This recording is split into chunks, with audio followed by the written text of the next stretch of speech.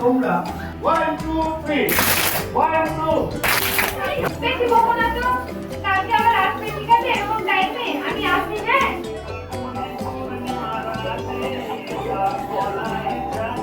তারপর আবার বলছি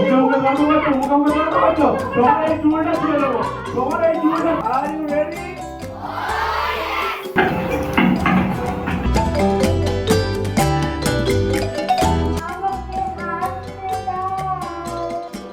আমার কাঁদতে কাঁদতে নির্বাক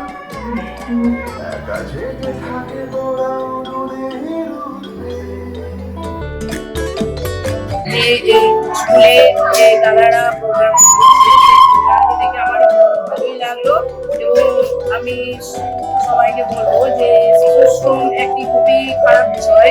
শিশুদের যতটা সম্ভব আপনারা বিদ্যা দিন, তারা ভবিষ্যতে বড় হবে এবং বড় হয়ে একটা ভালো কাজ করবে, তখন আপনাদের আপনি প্রমোশন হবে।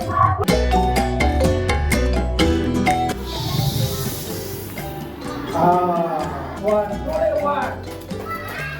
2, 3, 4, 5, 5.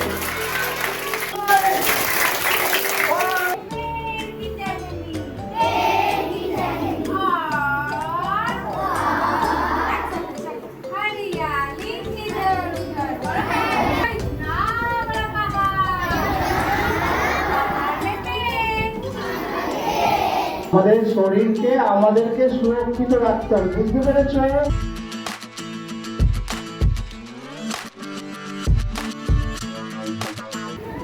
শুধু এইটা নয়, এরকম আরো অনেকগুলো কাজ ওদের কাছে আছে। আমাদের দুর্ভাগ্য, ওদেরকে সময় দিতে পারছি না। আমি অনুরোধ করবো ওনার একটা পারফরমেন্স দেখানোর জন্য। আপনারা অবাক হয়ে যাবেন যে উনি কি সব বিষয় নিয়ে ঘুরে বেড়াচ্ছেন। ডিস্ট্রিক্ট লেভেলে আমি সময় চাইলাম যে ওনাদেরকে শুধুমাত্র মিনাপুরে একটা দিন দিন, আমি ওদের ডাল ভাত নুন ভাত খাওয়ার ব্যবস্থা করি, সারাদিন বাচ্চাদের সাথে থাকুন। কিন্তু এই স্যাররা আসেন, আমাদের ভালো লাগে।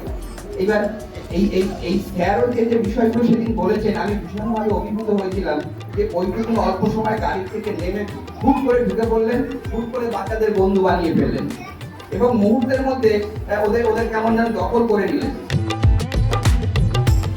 ওই যে তোমাদের যে দাদা এখানে বসে ভাঙছিলেন, তোমাদের যে দিদি ওখানে থালা নিয়ে পড়ে গেলেন, তোমাদের যে দিদিমণি এতক্ষণ ধরে নৃত্য শৈলীর মধ্যে যে গোটা বিষয়টা ফুটিয়ে তুললেন, এটা প্রতিদিন ক্লাসরুমে পড়ানো হয় না।